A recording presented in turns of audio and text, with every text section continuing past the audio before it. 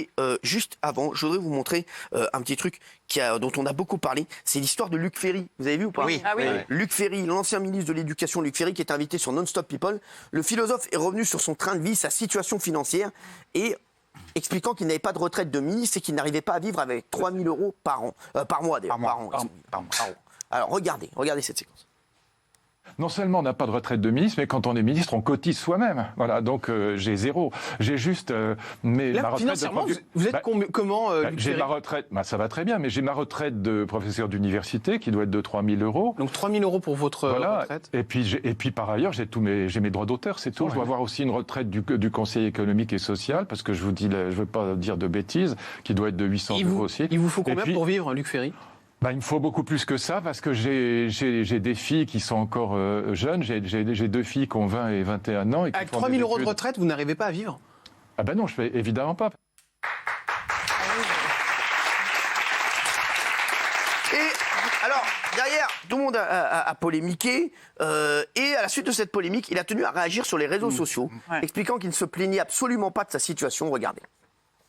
J'ai fait une émission de télé l'autre jour. Un journaliste m'a demandé quels étaient mes revenus. J'ai répondu honnêtement, parce que j'aime pas me défiler, que j'avais ma retraite de prof qui est en gros de 3 000 euros, plus mes droits d'auteur.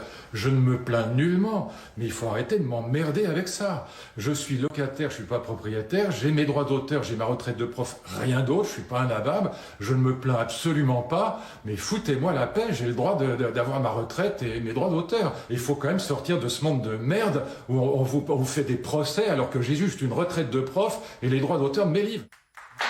Franchement, il a raison. Je vais vous dire la vérité, moi je suis d'accord avec Luc Ferry. Ils sont tous tombés dessus.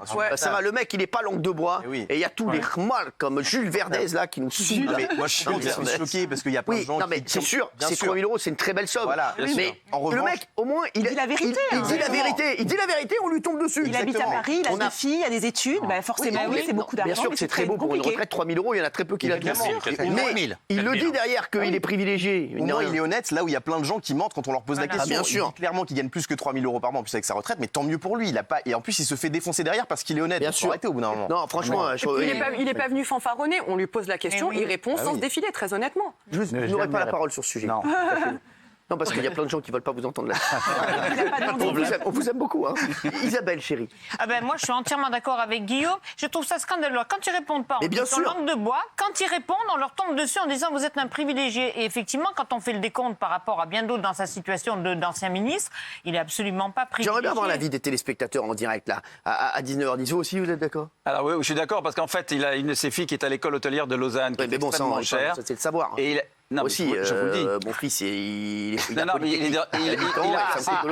placé ses filles, mais c'est vrai qu'il en a marre qu'on l'emmerde avec ça. Cela dit, il donne des conférences aussi, il donne de grandes conférences, bon, ça il n'en a pas parlé, parce que c'est un très brillant philosophe, il donne des conférences assez régulièrement, il fait payer en général 10 € la place pour l'entendre, et c'est mérité, parce que c'est vraiment un type important.